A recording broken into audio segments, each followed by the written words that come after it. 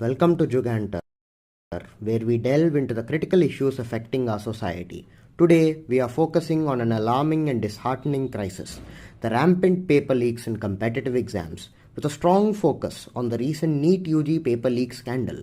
From the only correct perspective, the socialist perspective, we shall examine the emotional and intellectual impacts of this on the students, the individuals and the systems responsible for these horrid leaks, and critique those in power who have allowed this corruption to flourish. The NEET UG exam, a gateway for thousands of aspiring medical students, has been mired in controversy. The registration date was arbitrarily extended and the paper was leaked in Bihar and Rajasthan. Despite the NTA's denials, suspicions grew as 67 students obtained perfect marks, a sharp increase from previous years. An unprecedented cutoff of 650 further raised eyebrows. This scandal exposes the deep-rooted corruption and negligence within our education. Unfortunately, this is not an isolated incident. Since 2014, numerous paper leaks have occurred across various states, from the CBSE paper leaks in 2018 to the REET exam scandal of Rajasthan. The list is long and troubling. These incidents reflect systemic failures and a culture of corruption that undermines the integrity of our education system. There have been 70 paper leaks in 7 years, affecting the lives of 1.7 crore students. The impact this has on students is profound and devastating. The emotional toll includes increased stress, anxiety, and in some tragic cases, suicide. The intellectual impact is equally severe, with students who gain through unfair means often lacking critical thinking and problem-solving skills. This crisis generates a generation of professionals who may not be truly qualified, jeopardizing the future of our nation. This is an image from Kanpur railway station of students waiting to catch a train at 2 a.m. for the UP Police Constable exam, in which 48 lakh students appeared. The paper was leaked. Students, mostly from poor backgrounds, have to spend money on expensive coachings and hostels to prep for the exams. Few vacancies are announced to be filled. Then they spend money to fill the form and to travel to their centers, and the paper is leaked. Not only leading to immense harassment, but also economic hardship for the poor people who have to wait for years. It also leads to profound mental distress. Now let us dive deeper into the mechanics of these paper leaks and the individuals responsible. First off, the Godhra scandal. On May the 5th, at J. Jalaram School in Godhra, authorities discovered 7 lakh rupees in cash inside the car of one Tushar Bhatt, a geography teacher and deputy superintendent of the NEET Center. The scam was masterminded by one Parshuram Roy, an educational consultant who bribed his way to ensure success for students by tampering with OMR sheets post-exam. Roy had taken rupees 10 lakh each from 27 students, promising guaranteed success. The Patna paper leak. In Patna, the Economics Offences Unit uncovered a scam involving rupees 30 lakhs. On May the 5th, police stopped a suspicious car near the exam center, leading to the arrest of individuals with photocopies of admit cards. Students were taken to a hostel to memorize the leaked paper the night before the exam, each paying rupees 30 lakhs for access to said paper. And the JEE Mains 2021 scandal. An organized gang demanded 12 to 15 lakh rupees from aspirants using software to hijack candidates' computers during the exam. The CBI investigation revealed that scores were manipulated for 500 JEE Mains and 20 GMAT students. Mastermind Sanjeev Mukhia. Sanjeev Mukhia, a notorious figure, orchestrated multiple paper leaks in states like Bihar, Uttar Pradesh, Haryana, Punjab, and Rajasthan. Mukhia sold leaked papers for 40 lakh each and aimed to amass rupees 100 to 200 crore. His connections to politics and use of sophisticated methods highlight the deep-rooted corruption. Ravi Athre's role. Previously jailed for leaking exams like the pre-medical test in 2012 and AIMS PG in 2015, Athre was recently arrested again for orchestrating the UP Police Constable exam paper leak. The emotional and intellectual toll on students is immense. Consider the story of a NEET student in Madhya Pradesh who tragically took her own life after scoring only 6 marks, despite her OMR sheet indicating that she would have scored 590, far more than what is needed to get a seat. Or Anita, a brilliant student from a poor family who could not pass NEET despite scoring top marks in her state exams. These are not just numbers. They represent dreams shattered and futures stolen. The National Testing Agency, NTA, responsible for conducting exams like JEE, NEET, and UGC NET, is at the epicenter of this controversy. Registered as a private body, it operates with little oversight and it is plagued with allegations of irregularities. The lack of transparency and accountability is glaring, with conflicts of interest and procedural violations being the norm when they should be criminal. M. Jagadish Kumar, a key figure, used his position to contract NTA for JNU's admission process, ignoring statutory norms. Within 2 months of his appointment as UGC chairman, NTA was awarded the contract to conduct QET without any formal discussions whatsoever. Subodh Kumar Singh, the recently removed NTA chief, he held significant positions under the controversial Raman Singh government. His tenure has been marked by corruption allegations, further eroding trust in the system. From a socialist perspective, this crisis highlights the broader issues of inequality and lack of access to quality education. The paper leaks exacerbate social divisions, where only the wealthy can afford alternative pathways like private colleges or studying abroad. This undermines the very principle, the very foundation of a fair and just society.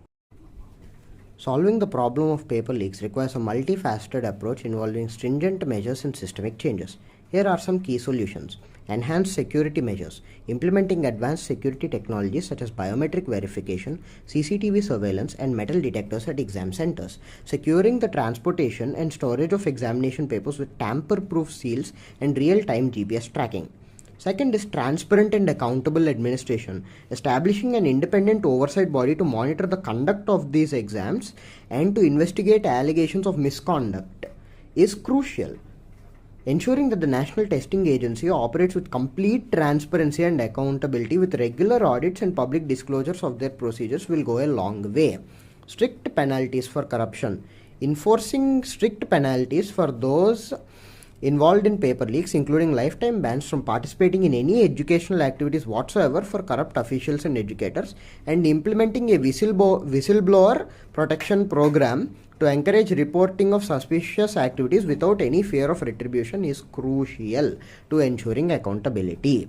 Digital solutions, utilizing secure online platforms for exam conduction, and helping AI-based monitoring systems to detect and flag irregular patterns in exam results and student performance. Equitable education policies, reducing the high-stakes nature of exams by incorporating a more holistic evaluation pattern that includes continuous assessment and diverse metrics beyond just a written exam, and providing greater access to quality educational resources for underprivileged students to level the playing field is crucial to prevent suicides, because suicides are mostly done by people in the lower economic and lower social strata.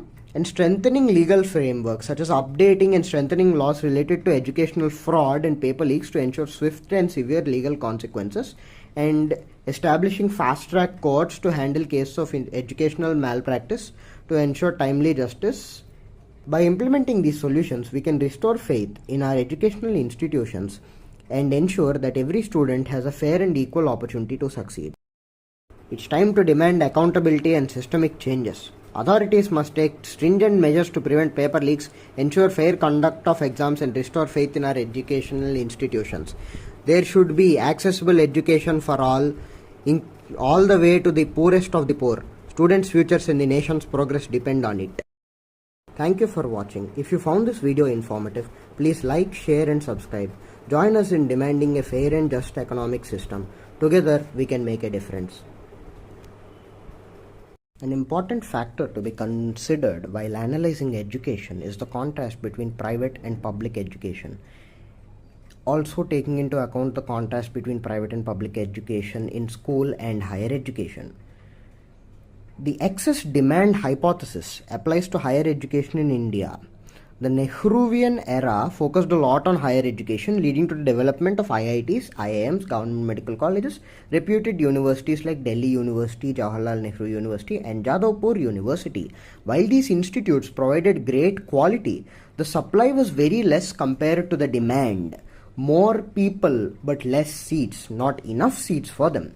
And so private players popped up. But even today, Government colleges are the gold standard, and even affluent parents want to send their kids to highly subsidized government institutes. Not to save money, but because of better quality of education and better possibility of opportunities. The differentiated hypothesis applies to school education.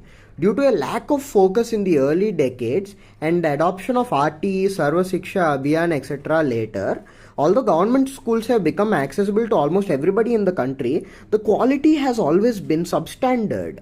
Who among us has not heard of social welfare hostels being maintained poorly and teachers not even attending classes, and hostels that look like jails? Affluent families created the demand for private English medium, mostly upper class schools, like boarding schools.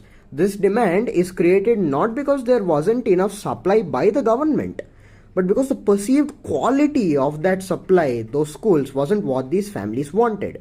The perception has gained so much popularity over the decades that it has percolated and gone down till the lower middle classes, creating a hierarchical system of private schools in every city which cater to a particular socio-economic class of the city that further deepens the class divide. These schools range from explicitly elite schools where kids are so shielded and sheltered and blinded from the material reality of this country that they hardly see what's wrong with the system that they benefit from, to schools which hire underqualified teachers, pay them less than 10k, and employ every single tactic to enroll kids from low income families who don't understand the deficiencies of the exact schools. For example, the multitude of coaching institutes here. The motive is the same thing though between both of these types: profit. What is striking is how affluent families behave when it comes to public versus private education. Till 12th grade, they choose the most exclusionary, the most expensive, and the most elite school they can afford. But after that, the preference switches. At this point, everyone has to pass the same exam to get into good government colleges. Now imagine the competition between a kid coming from Doon, coming from an elite coaching institute or a prep school, competing with a kid from any government school or from a social welfare hostel. If not for reservations, IITs and IIMs would still be 90% upper caste, upper class kids. They would be the modern Agraharams. Reservation is crucial and critical to ensuring the upliftment of the downtrodden. That's exactly how it is at BITS Pilani, one of the better private colleges in the country. This institute is so expensive and it has no reservations.